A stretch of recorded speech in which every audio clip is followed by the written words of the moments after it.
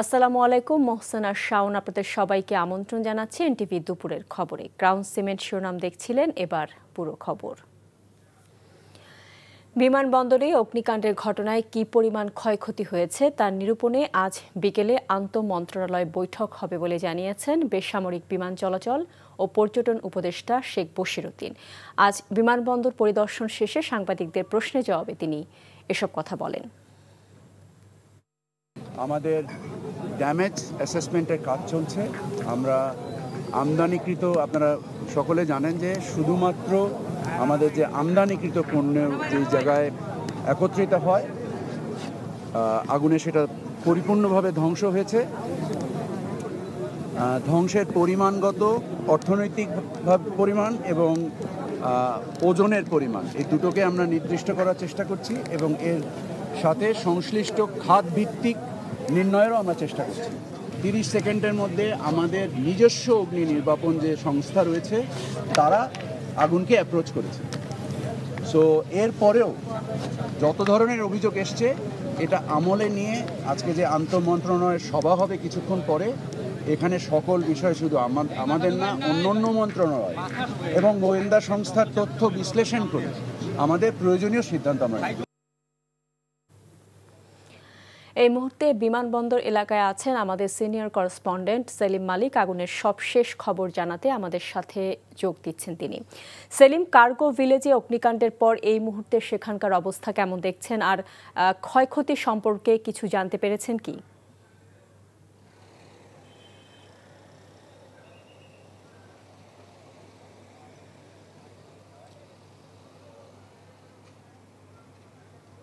শাওন, আগুন লাগার পর কিন্তু প্রায় একদিন চলে গেছে, কারণ গতকাল কিন্তু 2:30টার সময় আগুন লেগেছিল। একদিন প্রায় চলে গেছে বলা যেতেই পারে।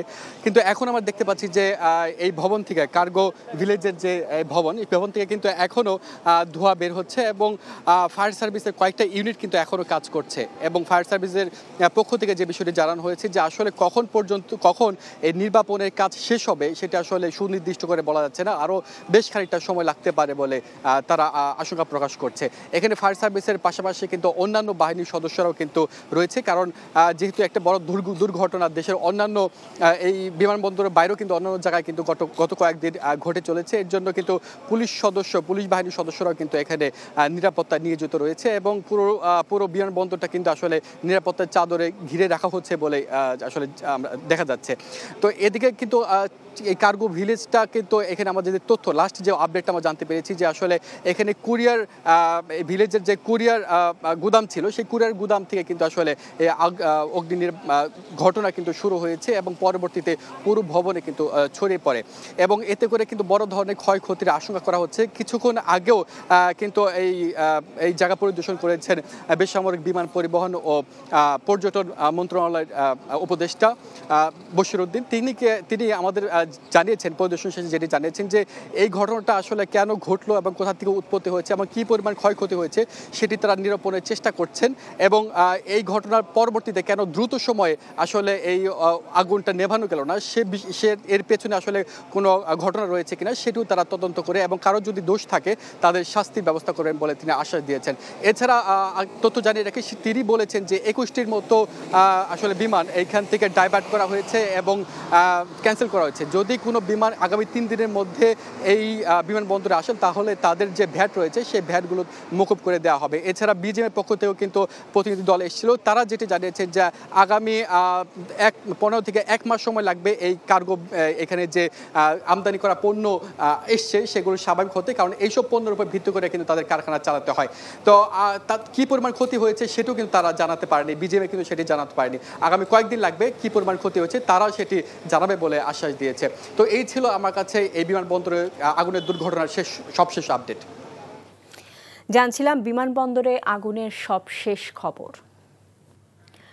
জুলাই জাতীয় সনদে স্বাক্ষর করেছে গণফোরাম। তবে জুলাই সনদ স্বাক্ষর করতে এখনও যারা বাকি আছেন তাদের আবারও স্বাক্ষর করার আহ্বান জানিয়েছেন ঐকমত্য কমিশনের সহসভাপতি ডক্টর আলী রিয়াজ। দুপুরে জাতীয় সংসদ ভবনের এলটি হলে গণফোরামের স্বাক্ষর অনুষ্ঠানে এই আহ্বান জানান তিনি। এ সময় গণফোরামের ভারপ্রাপ্ত সভাপতি সুব্রত চৌধুরী বলেন, ৭২-এর সংবিধানের ৪ মূলনীতি জুলাই সনদে উল্লেখ থাকলে তা পূর্ণতা পেত। তবে সনদের স্বাধীনতার ঘোষণাপত্র যুক্ত করা হবে এমন আশ্বাস পেয়ে জুলাই সনদে স্বাক্ষর করেছে গণফোরাম। এদিকে জুলাই সনদে স্বাক্ষর করায় কমিশন এবং গণফোরামকে মুঠোফোনে স্বাগত জানিয়েছেন ডক্টর কামাল হোসেন।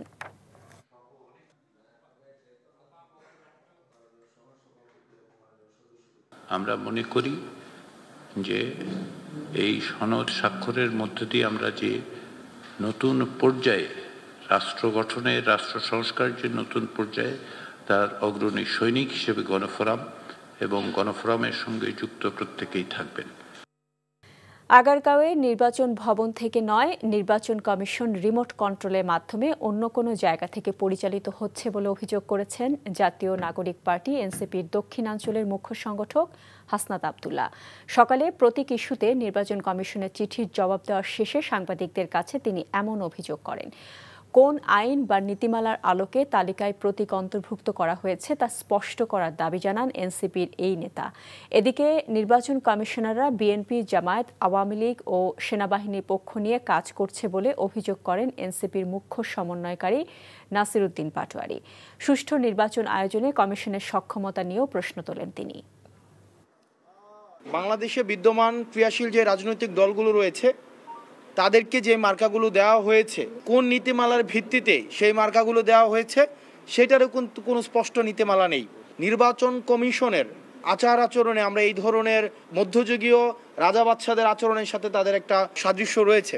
নির্বাচন কমিশন একটি গণতান্ত্রিক প্রতিষ্ঠান আমরা রূপান্তর করতে পারি, তাহলে যেমন জামায়াত ইসলামী সুযোগ সুবিধা পাবে, রহমান ফ্যামিলিও সুযোগ সুবিধা পাবে, জিয়া ফ্যামিলিও সুযোগ সুবিধা পাবে, সকল মানুষ বাংলাদেশে সুযোগ সুবিধা পাবে। কিন্তু আর যদি 3 থেকে 4টা বা ডিজিএফআই এদের কাছে বর্গা দেওয়া হয় তাহলে বাংলাদেশের অধিকাংশ 90% মানুষকে বঞ্চিত করা হবে। এজন্য বলেছি জনগণের পক্ষে নির্বাচন কমিশনকে দাঁড় করানোর জন্য। কেন্দ্রীয় শহীদ মিনারে আছেন আমাদের staff correspondent HM Mehedi Hasan. তিনি সরাসরি যোগ দিচ্ছেন আমাদের সাথে। মেহেদি, অনশনরত শিক্ষক কর্মচারীদের কর্মসূচি সম্পর্কে কি তথ্য আপনার কাছে রয়েছে আমাদের জানাবেন, আর তারা বলছেন কি?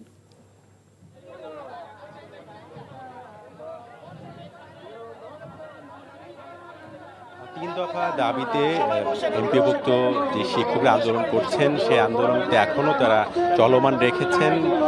অর্থ মন্ত্রণালয় থেকে যে প্রজ্ঞাপন জারি করা হয়েছে 5% যে বাড়ি ভাড়ার সেটি তারা প্রত্যাখ্যান করেছেন। যদিও তারা প্রাথমিক বিজয় হিসেবে দেখছেন বলছেন, তবে পূর্ণাঙ্গভাবে তাদের যে 20% দাবি সেটা পূরণ না হওয়া পর্যন্ত তারা এই অবস্থান কর্মসূচি এবং যে অনশন কর্মসূচি তারা দিয়েছেন সেটা পালন করে যাবেন, তেমনই বলেছেন তাদের যিনি মহাসচিব রয়েছেন দেলোয়ার হোসেন আজিজি।